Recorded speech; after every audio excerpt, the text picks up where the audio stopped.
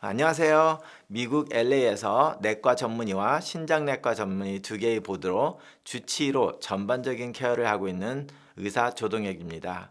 제가 10년 전에 타주에서 LA 한인타운으로 이사 오면서 그때 한인타운에 한국 분들을 보는 한국의 신장내과 의사가 LA에 3명밖에 없었습니다. 그런데 환자를 보면서 당뇨병성 신장병을 비롯해서 일반 신장병에서도 굉장히 중요하고 환자의 동맥경화증 방지도 하고 환자의 생존율과도 밀접하게 연관이 되어 있어서 신장내과 전문의가 굉장히 많이 쓰는 약을 처방하는데 한인타운에서는 이 약을 쓰는 사람이 저 외에는 한 분밖에 없어서 약국에도 약이 없고 하물며 약사들조차도 이게 소화제인 줄 잘못 알고 잘못해서 약을 주는 일이 번번이 일어났었던 경험이 있는 약입니다. 실제로 약국에서 약사분께서 저한테 전화를 주셔서 이게 위장약인데 이거 맞냐고 확인 전화를 한 일도 몇 번이나 있을 정도로, 아니면 어떤 약국에서는 아예 자기가 소화제라고 다른 거를 완전히 바꿔서 준 그런 일도 있었던, 어떻게 보면 아주 어이가 없고 황당한 일까지 일어났던 일이 10년 전에 이 약의 스토리였습니다. 그래서 오늘 이 토픽에 대해서 토론을 한번 해보겠습니다. 먼저 임상 사례를 말씀드리면서 말씀을 드리겠는데요. 자, 68세 여성인데 2형 당뇨와 콩팥병, 고혈압, 통풍 경력이 있으신 분이었습니다. 인터넷을 보다가 보니 자기의 크레아티닌이 1.5면 3기 신부전이라고 보고 저희 병원을 방문을 하셨습니다. 그때 혈액 검사를 보니까 소디움 136, 포타시움 5.6, 바이카보네트가 17, BUN이 75, 크레아티닌 1.5, 그리고 당화혈색소는 7.0, 콜레스테롤 수치 중에 LDL이 135로 나가 있었는데요. 저희 병원에서 추가 검사를 한 것이 이제 칼슘 9.2, 인 수치, 포스포러스가 4.8, 알부민이 3.8, 유릭에셋 7.8 이렇게 있고, 소변 검사에서는 단백뇨가 1 플러스로 나오고 있었습니다. 이분의 약은 당뇨약으로 글리피자이드 5mg 하루 2번 드시고, 혈압약으로 암노리핀 5mg, 아테놀롤 50mg, 고지혈증약으로 아톨바스타틴 10mg, 그리고 수면제를 드시고 있었고 비타민 D를 드시고 있으면서 저희 병원에 처음으로 방문을 하셨는데요. 자, 여기서 벌써 바뀌어야 되는 게 한두 개가 아닌데요. 일단 그것부터 짚고 넘어가 보겠습니다. 자, 이분은 당뇨 환자인데 LDL이 135로 너무 높이 있습니다. 당뇨 환자는 LDL이 70 이하로 원하고 아톨바스타틴을 10mg 밖에 드시고 있지 않습니다. 이럴 경우에는 뇌졸중, 심근경색증 이런 혈관 질환이 나빠지기 때문에 당뇨 환자에서는 아톨바스타틴 20mg은 최소한 드셔야 되는 것이 정석인데, 수치도 벌써 너무 높고 있는 상태에서도 10mg을 드시고 있었고, 두 번째는 혈압약에서 당뇨 환자인데 ACE 이니비터나 ARB 계열의 약을 쓰지 않고 칼슘 채널 블라킹, 암노리핀, 노바스크 그리고 아테놀롤 베타블로커를 쓰고 계셨습니다. 암노리핀 경우는 선호하는 고혈압 약에서 거의 세 번째 정도에 드는 약이고, 당뇨가 있으시다면 ACE 이니비터나 ARB를 약을 쓰고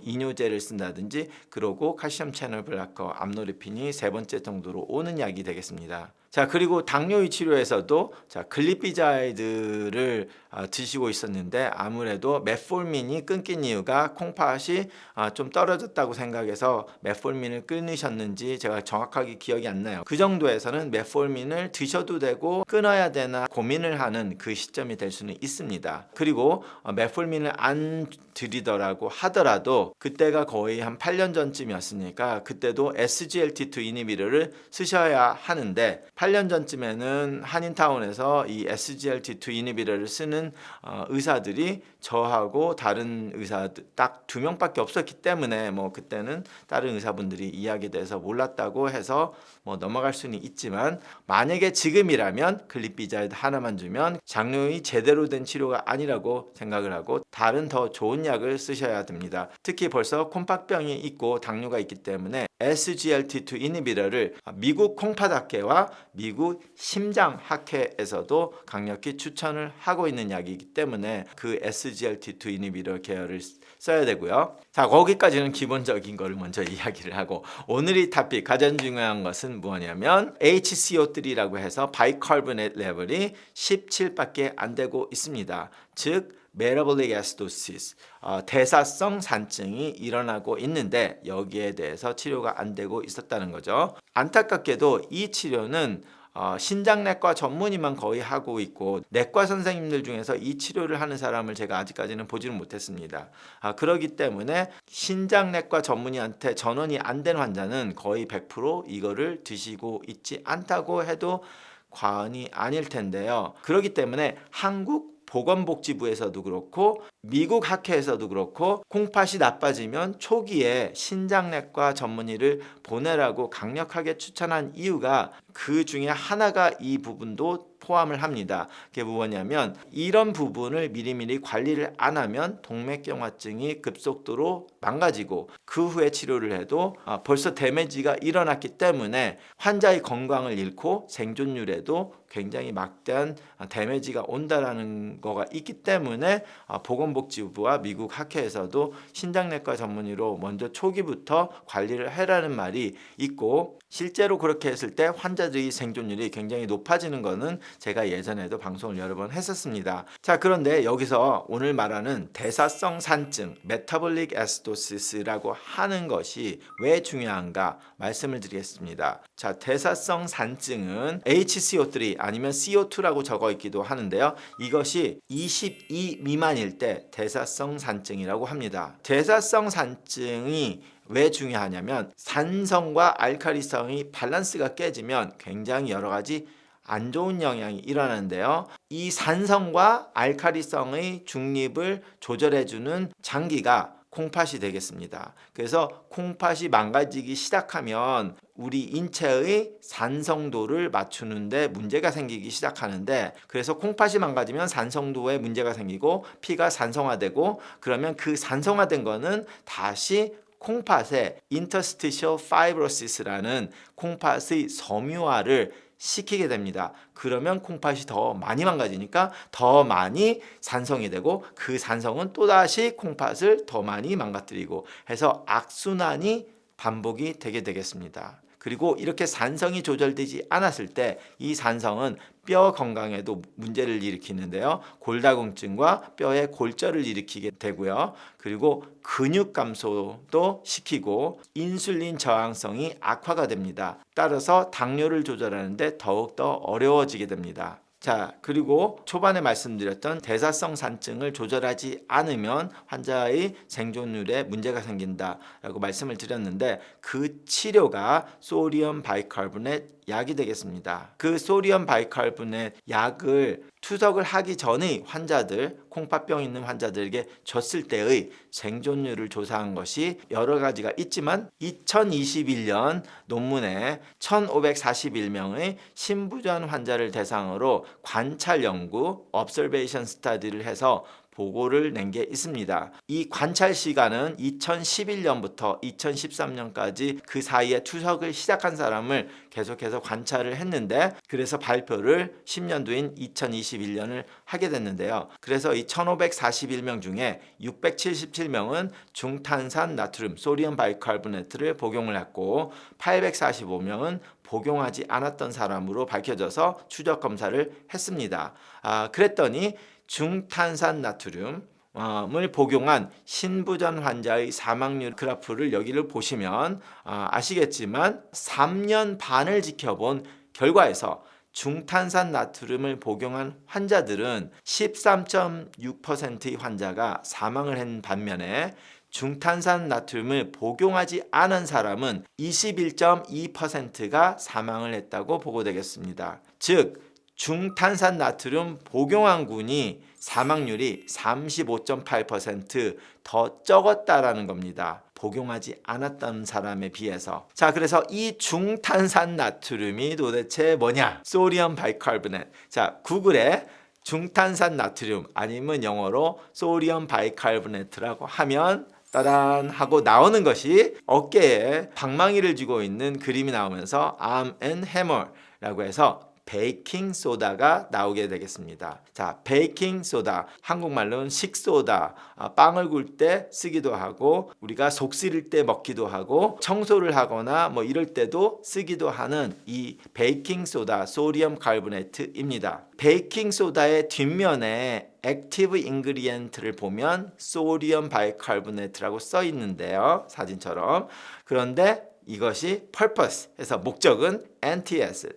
그래서 속 쓰린 데 쓰는 위장약이라고 써 있게 됩니다. 자, 그래서 여기서 혼동하시는데 주의를 요하는 것이 있습니다. 소디움 바이카보네트라고 해서 구글 검색을 하게 되면 antiacid이라고 나오기도 하는데요. 자, 그래서 제가 구글을 쳐봤더니 이 사진처럼 이렇게 약들이 쫙 나와요. 소디움 바이카보네트하고 필 이렇게 치니까 그랬더니 첫 번째 나오는 것이 Natural Antiacid Tablet 해가지고 텀스라는 브랜드로 나오기도 하는데 이것의 카피약들이 쫙 나오는데요. 이 제품처럼 안티아시스로 나온 흔히 텀스라고 불리는 이 약이나 이 약의 유사약은 소디움 바이카보네트가 아니라 칼슘 카보네트입니다. 칼슘 카보네트는 칼슘이 함유된 성분으로서 오히려 신장 환자에서 복용을 하면 동맥경화증이 악화되기 때문에 칼슘 카보네트는 드시면 안 됩니다. 하지만 콩팥 환자에서도 제가 칼슘 카보네트를 가끔 드리는 분이 있는데 그런 거는 조금 더 또 복잡하니까 그건 넘어가고 오늘의 토픽에서 이렇게 산증이 왔을 때는 칼슘 카보네트는 아니기 때문에 제가 여기 보여드리는 사진처럼 소디움 바이카보네트를 드시라는 겁니다. 자, 그러면 이제 또다시 어떤 환자들은 콩팥 환자에는 소디움, 나트륨을 먹으면 안 된다고 하지 않았나요? 그런데 여기는 소디움 바이카보네트인데 이거 먹어보니까 짜던데? 이런 말씀을 하시는 분이 있습니다. 그래서 여기에 나오는 소디움은 오케이. 이것도 복잡하게 가면 소디움 바이카보네트와 소디움 클로라이드, 우리가 말하는 이제 짠 물이나 짠 소금 같은 경우는 소디움 클로라이드인데 이게 소디움과 클로라이드가 좀 안 좋은 역할을 하기 때문에 소디움 바이카보네트를 먹는다고 부종이 일어나지는 않습니다. 하지만 소디움 클로라이드, 소금을 먹게 되면 부종에 문제가 생기는데 나중에 설명을 드리든지 할게요. 그래서 소디움 바이카보네트는 소디움 클로라이드와 또 다른 적이기 때문에 이 소디움은 괜찮다 라고 생각을 하시고 너무 걱정하시지 말고 드시면 됩니다.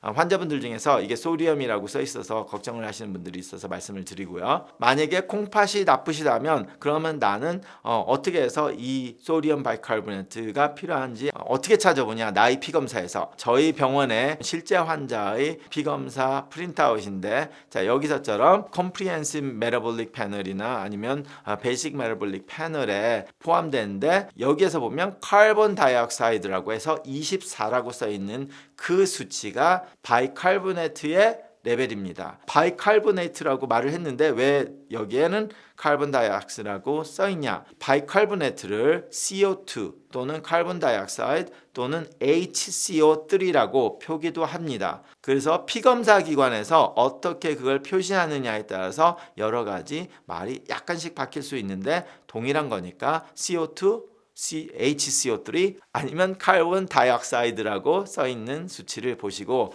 만약에 이게 21 이하일 때는 소디움 바이카보네트 치료를 하시길 권장을 드립니다. 물론 이것은 신장내과 전문의와 상의를 하시기 바랍니다. 단 콩팥이 정상인데 이 수치가 딱 한 번 내려갔다 올라오시는 분들이 있어요. 그러면 그런 분들은 여기에 포함되지 않습니다. 일시적으로 내가 어떤 운동을 심하게 했거나 나의 몸의 일시적인 상태로 인해서 대사가 많이 돼서 일시적으로 산성화가 됐지만 금방 콩팥이 정상이다면 하루 안에 이거를 정상으로 복귀하기 때문에 이런 분들은 바이카보네트를 하루 낮았다고 드셔야 될 필요는 없습니다. 자, 많은 분들이 콩팥은 돌이킬 수가 없다. 그리고 콩팥이 나빠지는 것을 어떻게 할 수가 없다라고 생각을 하시는 분이 굉장히 많습니다. 하물며 내과 선생님들도 그렇게 생각을 하기 때문에 환자를 그대로 방치하다가 투석 직전에야 콩팥내과 전문의한테 보내게 되는데요. 오늘 말씀드린 이런 것뿐만 아니라 여러 가지가 콩팥이 나빠지는 것을 방지를 할 수 있거나 아니면 콩팥이 나빠지는 속도를 줄여주는 치료 방법들도 있고, 그뿐만 아니라 그 치료가 혈관을 보호하고 동맥경화증 때문에 뇌졸중이나 심근경색증이 오는 것을 조절하는 일을 신장내과에서 하기 때문에 콩팥이 안 좋거나 특히 당뇨가 있으신 분들, 고혈압이 있으신 분들, 이런 분들은 소변에서 단백뇨나 혈류가 나온다거나 아니면 조금 이상할 때 콩팥에서는 벌써 굉장히 많은 데미지가 일어나고 있기 때문에 그런 것을 미리미리 조절을 할 때 콩팥의 생존뿐만 아니라 환자의 건강과 생존율을 향상시킬 수 있기 때문에 조기에 적절한 치료를 하시기 바랍니다. 감사합니다.